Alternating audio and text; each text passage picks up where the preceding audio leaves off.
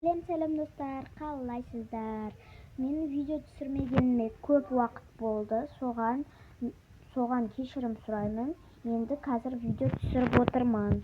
Артықтаустарға мән бермеңіздер, себебі менің сіңілдерім телевизор көріп және шығармашылықпен айналысып жатыр. Және де менде осындай 2 дамплинг бар.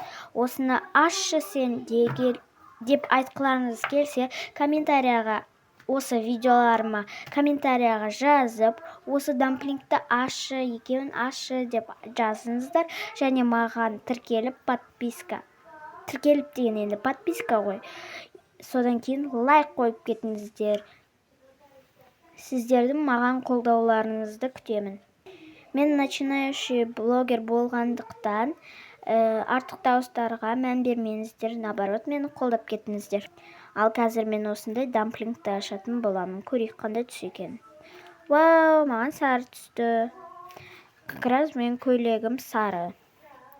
Енді осы сары түсті дамплингті аксессуайдың умывашкасымен істейміз. Не жасадым енді екіншісін? Жасадым енді үшіншісін? Жасадым, енді бұны жуындырамыз.